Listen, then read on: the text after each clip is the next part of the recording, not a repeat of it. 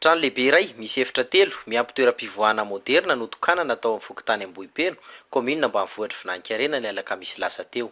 Izao no azo dia vokatry ny fiaraha-miasa ny commune sy ireo malala-tanana. Zany fotodrafitra zany dia vokatra amin'ny fiaraha-miasa amin'ireo mpiara-miombonantoka dia ny MDF na ny Madagascar Development Fund izay ny Monsieur de Lansona no président dia tanterahana andro moa izay fantompanana ny sekoly izay. Raha tsy ahivina dia tsy mbola nanana EPP mihitsy ity Fokotany ity. Tsy azo heverina ao ambany zavatra ny fotodrafitra asam-panabeazana toy izao araka ny voalazan'ireo tompon'andraikitra mahefa.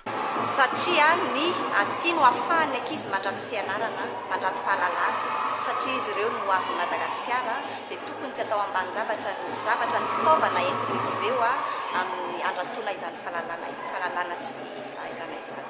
Tsy hijanona treto ny fiaraha-miasan'ny commune sy ny MDF fa tsy ho ela dia ho tonga eto amin'ity Fokotany ity ihany koa ny rano fisotro madio.